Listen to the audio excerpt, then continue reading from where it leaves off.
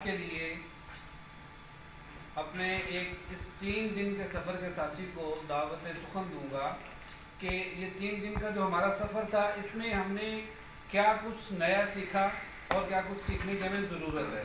تو میں دعوت سخن دیتا ہوں ڈاکٹر ساجد صاحب کو، وہ تشریف لائیں اور اپنے خیالات کا اظہار فرمائیں.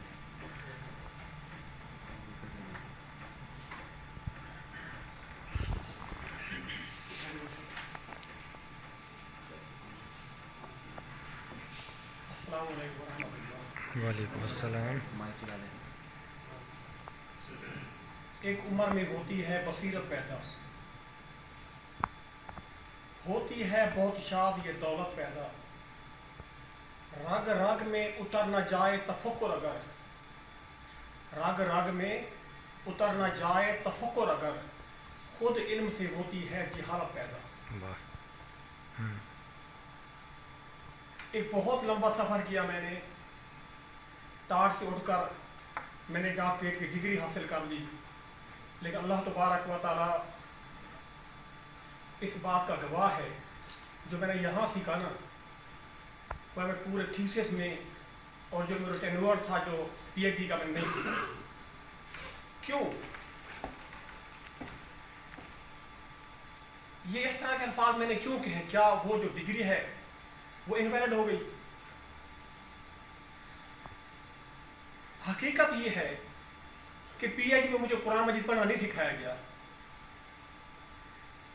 کہ رموز اوقاف کیا ہوتے ہیں، کہاں پہ ٹھہرنا ہے کہاں پہ نہیں ٹھہرنا. یقین ہے یقیناً آپ کچھ گمان کریں گے، لیکن حقیقت یہی ہے کہ میں اس سے پہلے قرآن مجید غلط پڑھتا تھا. یہ صحیح ہے. آپ میں سے بہت سارے لوگ ایسے ہوں گے جو اس علم سے آشنا ہوں گے، لیکن حقیقت یہی ہے کہ ڈاکٹر بننے کے باوجود میری اپنی حالت یہ تھی کہ میں قرآن مجید مجبور پڑھتا تھا.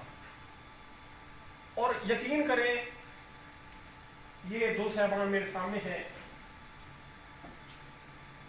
حکومت کے وقت کے جو فیصلے ہوتے ہیں بعض اوقات سیاسی ہوتے ہیں، لیکن یہ قدم جس انداز سے اٹھایا گیا ہے یقین کریں کم از کم اس قوم کے لیے نا بہت مفید ہے. بہت مفید ہے.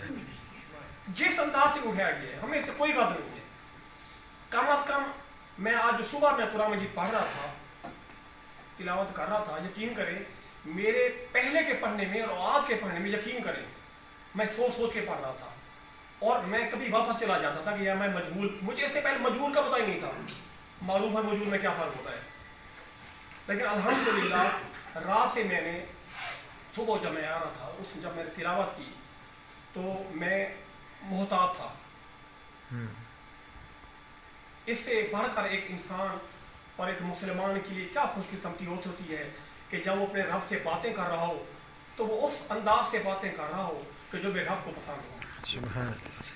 ہم نے انگریزی بہت سیکھی، ہم نے بہت پڑھی، بہت لکھی، 400 صفحات کا تھیسس بھی لکھا، انگریزی پہ کمانڈ بھی حاصل کی، گرامر میں خود کمپوز کیا، خود لکھا، ہر چیز خود کی.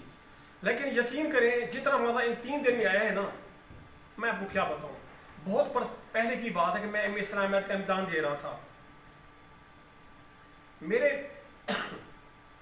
ساتھ جو ایک آدمی بیٹھا تھا فیصل آباد سے آیا تھا، تو ہم دونوں جب باہر نکلے تو الیکس لائک ہوئی تو میں نے پوچھا آپ کہاں سے؟ کہتے میں نے فیصل آباد سے ہوں. اچھا جی. کہتا یار ساجد یہ بہت پہلے کی بات ہے کہ ایم اے اسلامیات پڑھنے میں جو مزہ آیا ہے نا میں نے انگلش لٹریچر میں کیا ہے، لیکن نور اب دل میں آیا ہے، دل کی راہیں اب کھلی ہیں، روشنی اب آئی ہے.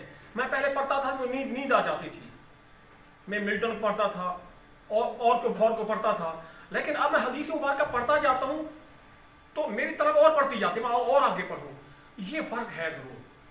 یقین کریں کہ مجھے نا پی ایچ ڈی کرنے میں جو مجھے مزہ آیا، لیکن جو یہاں آ کر وہاں بیٹھ کر پڑھنے میں اور گھر جا کر جو نماز پڑھنے میں، میں ان آتا کل کوثر عموماً میرا معمول ہے کہ میں نماز پڑھتا ہوں، لیکن اب اس صورت میں اور جو کل یہاں سے پڑھ کے گئے پھر اس صورت کے نماز میں بار بار دہرانے میں نا فرق تھا.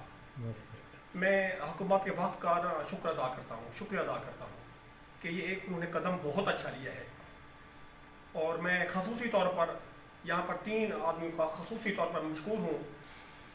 عاطف بشیر صاحب मोहसिन रज़ा साहब और इसके साथ साथ मोहम्मद वकार कारी साहब, जिन्होंने इस सेशन को बहस के ज़रिए इसको बहुत ज़्यादा प्रोडक्टिव बनाया।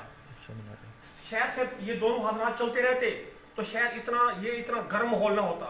जिस तरह कारी साहबान ने इनके ज़रिए बहस करके और हम सब को इन्होंने आपस में अटैच करके हमें अपने साथ लेकर चले, उसका मज़ा ही कुछ है।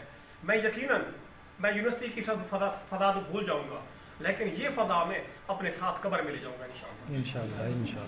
मैं आप सब का मशकूर हूँ। अल्लाह तबारक व तआला हम सब का हानि वासिल।